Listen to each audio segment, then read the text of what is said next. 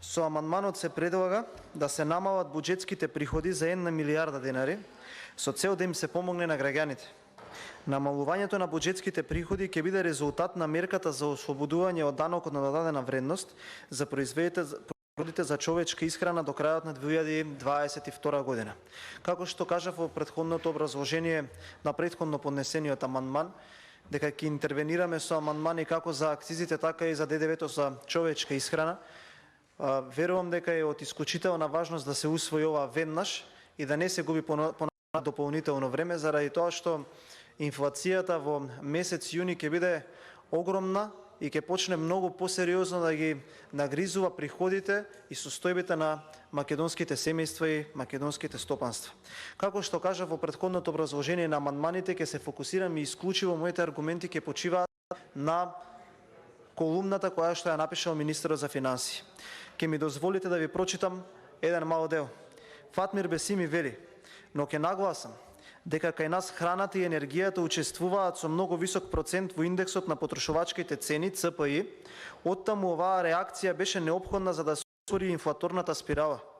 Првичната реакција беше неопходна за да се беше преку даночни олеснувања, поддршка на енергетските компании за поспоро зголемување на цената на електричната енергија, таргетирана финансиска поддршка за ранливите категории, административни ограничувања со кои ќе се влијае на мерките за штедење на енергија. Продолжува. Во периодот јануари-мај 2022 година стапката на инфлација имаше нагорна тенденција и достигна 9,1%, што ги отсликува ценовните притисоци од страна на понудата предизвикани од глобални фактори, кои што се пренесува во домашната економија главно преку зголемени цени на прехранбените производи 12,8%, нафтени деривати 30,7% и електричната енергија од 9,7%. 9,4 се извинувам. Овие категории учествуваа со 71% во растот на инфлацијата во овој период. Министерот за финансии го кажал ова, не сум го кажал јас, ниту произлегло од некое партиско соопштение.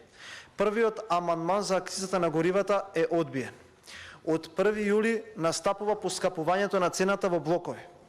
Цената која што заклучно со киловат час е пресметана без да се инволвира во таа пресметка грејно тело. Најголемиот дел од домаќинствата, сите јас, вие, ќе плаќате во четвртиот блок, односно ќе бидете тарифирани како мал потрошувач со индустријска електрична енергија и сите домаќинства. Ова е последната шанса да им помогнеме на граѓаните, затоа што исказот на министерот 71% во растот на инфлацијата. Помножете 12,8% со цените кои што ќе бидат веќе во наредниот месец, некаде кај 7-8 јули ќе ја имаме потрошувачката кошничка за месец јуни, каде што не важат, повторувам, не важат повеќе антикризните мерки. Сме предложиле амандман каде што точно кажуваме од каде да се извадат средствата, каде да се пренасочат за да се нивелира притисокот кој што ќе се создаде по основ на, еве ќе кажам, дополнителен расход или откажување од приход.